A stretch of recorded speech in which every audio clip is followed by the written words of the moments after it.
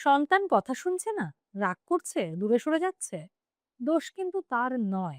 দোষ হচ্ছে আপনার ঘরের এনার্জি। প্রতিটা বাবা মার স্বপ্ন সন্তান ভালো থাকুক, কথা মেনে চলুক, কিন্তু অনেক সময় সন্তান অবাধ্য হয়ে যায় আর আমরা ভাবি এটা তার দোষ। অ্যাস্ট্রোলজি আর বাস্তু বলছে এর পেছনে আছে গ্রহের প্রভাব আর ঘরের নেগেটিভ এনার্জি। আজ আমি দিব্যশ্রী জানাবো ৫টা সহজ উপায় যে আপনার সম্পর্ককে সন্তানের সাথে ভালো করবে এবং সন্তানকে ফিরিয়ে আনবে। আমি কোনো কমপ্লিকেটেড উপায় বলিই না। সেই জন্য ১ম থেকে ভালো করে ফার্স্ট বলবো, সন্তানের ঘরের দিকটা ঠিক করুন। বাস্তু অনুযায়ী সন্তানের ঘর সবসময় ওয়েস্ট বা নর্থ ওয়েস্টে কিন্তু করুন। এই দিক সন্তানের মনোযোগ, শৃঙ্খলা, আনুগত্যকে কিন্তু বাড়াবে। যদি ঘর বদলানো সম্ভব না হয় তাহলে সন্তানের পড়ার টেবিলটা পূর্বমুখী করুন। মানে নর্থ ওয়েস্টে থাকলে তো হচ্ছে পূর্ব দিকে মুখ করেই পড়ছে, ঘরটা হয় ওদিকে থাকবে বা তার টেবিলটা পূর্ব দিকে মুখ করে করুন। কারণ ওই পূর্ব দিকে মুখ করে যদি সে পড়ে তাহলে মনোযোগ, বুদ্ধি দুটোই বাড়বে।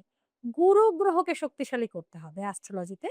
বৃহস্পতি বা গুরু গ্রহ হচ্ছে সন্তান ও শৃঙ্খলার কারণ। গুরু দুর্বল হলে সন্তান বেপরোয়া ও অবাধ্য হয়ে যায়। প্রতি বৃহস্পতিবার হলুদ কাপড় কিন্তু পরতে হবে, হলুদ মিষ্টি খেতে হবে এবং কলা বা হলুদ ফল কিন্তু দান করতে হবে। গুরু শক্তিশালী হলে সন্তানের আচরণেরও পরিবর্তন আসবে।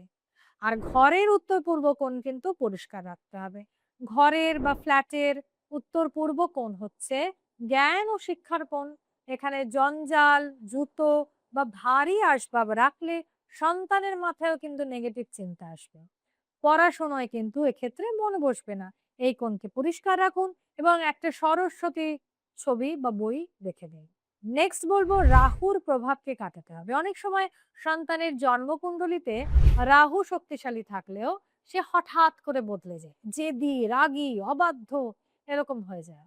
এর সহজ রেমেডি হচ্ছে প্রতি শনিবার সন্তানকে দিয়ে কালো তিল বা সর্ষের তেল দান করো এবং এতে এবং অনেক সন্তান কন্ট্রোলে আসবে। আর রাতে কি করবেন, ঘুমানোর আগে তার মাথায় হাত রেখে মনে মনে প্রার্থনা করবেন যাতে রাহুর নেগেটিভ প্রভাব কমে যায়, যে সন্তান আমার ভালো হচ্ছে, কথা শুনছে। আপনি যেটা চাইছেন এটা কিন্তু মন থেকে সেটা তার মাথায় হাত রেখে সেটা ভাববেন। প্রতিদিন সন্ধ্যায় ঘরে গঙ্গা জল ছেটান। নিয়ম তাতে একটু গোমূত্র দেওয়া, কিন্তু সেটা যদি আপনার অসুবিধা থাকে, যদি ১ ড্রপও গোমূত্র দিতে পারেন সেটা করুন, অথবা কর্পূরের কিন্তু আরতি করুন। এতে ঘরের নেগেটিভ এনার্জি চলে যায়, সন্তানের মনে শান্তি এবং ইতিবাচকতা আসে। ঘরে কখনো উচ্চস্বরে ঝগড়া করবেন না। সন্তান যা দেখে সেটা কিন্তু তাই সে শেখে। সে যেন সন্তানের সাথে, সন্তানের সামনে নিজেদের নেগেটিভিটি কিন্তু প্রকাশ করবেন না। সন্তান অবাধ্য হলে শুধুমাত্র রাগ নয়, রাগটা রেমেডি নয়। রাগ করবেন না। একটু ভাবুন, একটু বদলান। এই ৫ টা কাজ কিন্তু আজই শুরু করুন এবং দেখুন যে সন্তান কিন্তু ধীরে, ধীরে বদলে যাচ্ছে। ম্যাজিক নয়, একদিনে হবে না। একটু সময় দিন, ঠিক হবে।